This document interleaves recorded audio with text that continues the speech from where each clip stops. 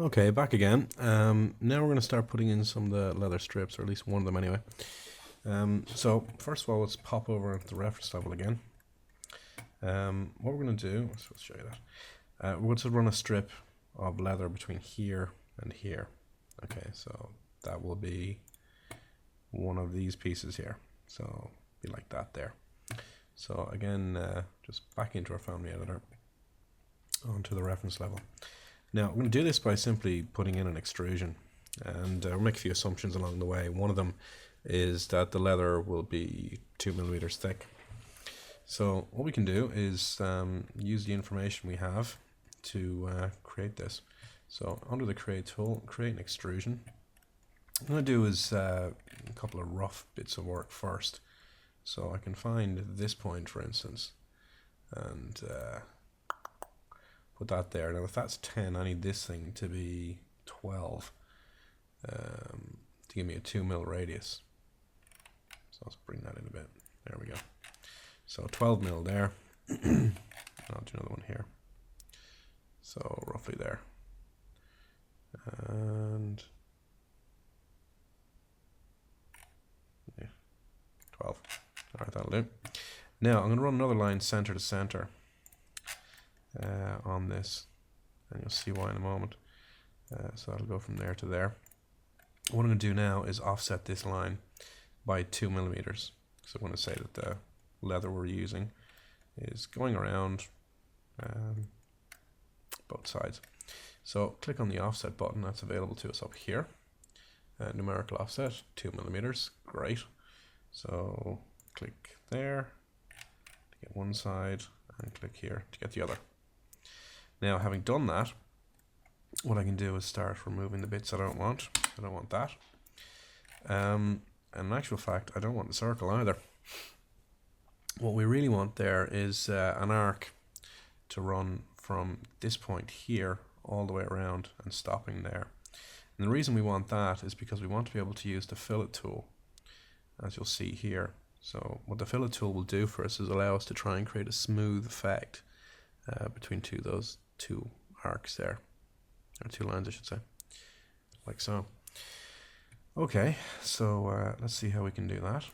So I'm going to delete this and use my start end radius. So I want to start it here, end it here, and then I can drag it out to what I want. In actual fact, I made a boo-boo there. What I should have done was kept that circle and started here and here. So I'll do it again. I want to start here and here, drag it out till it's the same, like so. And there's overlapped, fine, we don't care, because what we're going to do is grab this one and delete it. And that's what we're left with. So now what I can do is drag these back to there and to there.